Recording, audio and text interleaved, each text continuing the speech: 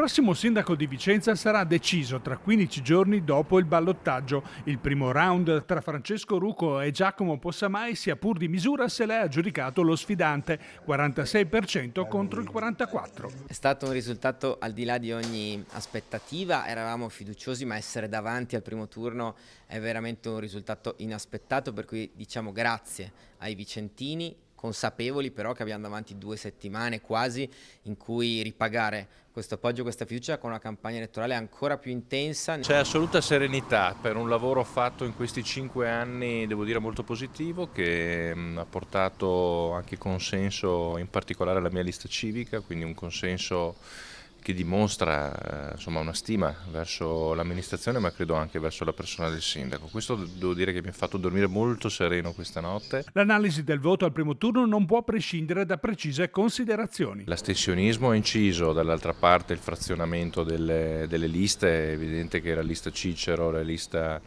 del dottor Crescioli, la lista dell'ingegner Zoppello sono liste che hanno portato via piccoli pezzi di centrodestra che poi tra l'altro non è servito loro per entrare in consiglio, quindi domani andremo a parlare con loro, in particolare con il loro elettorato. Rucco in particolare ha invitato praticamente tutti i ministri del governo, Salvini è venuto addirittura 3 volte per dare l'idea appunto dell'impegno dei partiti nazionali in questa partita molto locale invece, perché sono le elezioni di Vicenza. Noi abbiamo fatto la scelta contraria perché pensiamo che in questo momento i vicentini vogliono concentrarsi su Vicenza, quindi non abbiamo invitato i leader nazionali e siamo convinti che sia stata la scelta giusta. Per il ballottaggio invece i due candidati concordano sulla strategia da adottare. Si parte dai quartieri, si parte già in realtà da oggi, perché già oggi abbiamo ricominciato a fare banchetti e gazebo in giro per la città, domani continuiamo e fino a domenica della settimana prossima